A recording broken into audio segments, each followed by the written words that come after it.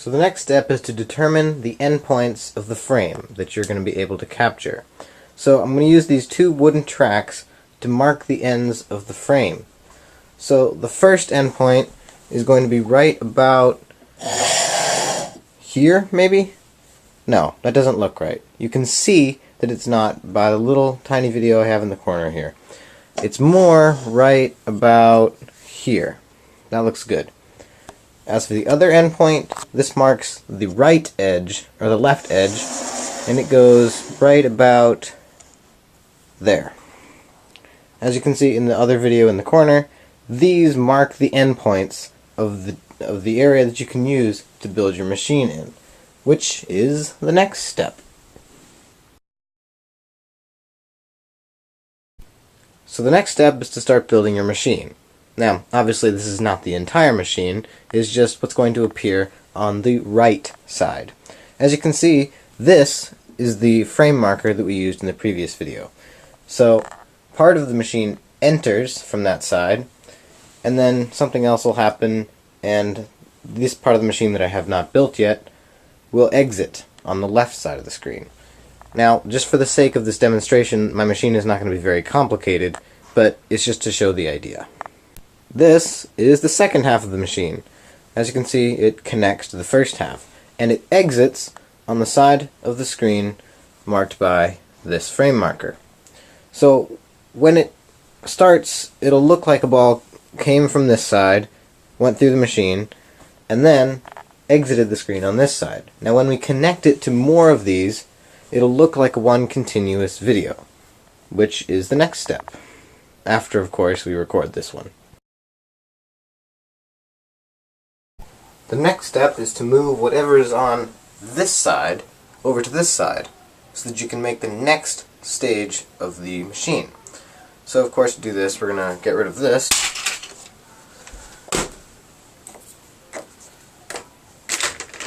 And then simply slide this over. One edge is going to go outside of the frame, of course, and one side is going to stay in the frame, like this. Alright?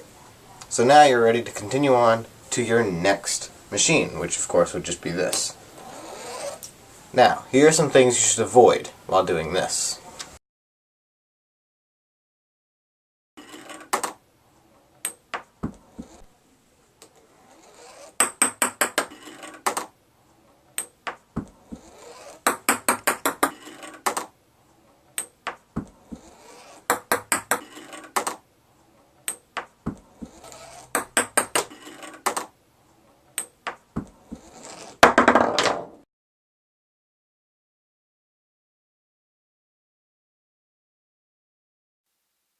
So this next step requires editing. So what we're going to do is we're going to take our first clip here, and this is what it looks like.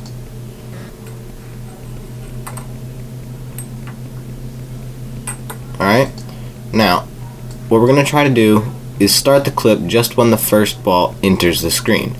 So that's going to happen right there. So we're going to start the video right there. And we're going to end it when the ball exits the screen, right there. And we're going to add it to our sequence. So, now we've got our first clip. Now if we go and select our second clip, this is what this one looks like. Alright. We're going to select it again when it enters the screen.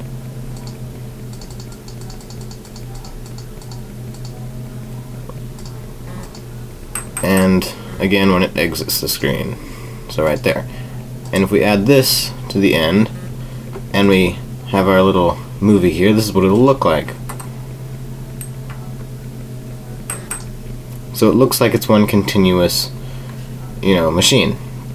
So, if you just keep doing that over and over and over again, you'll have what is called a screen link.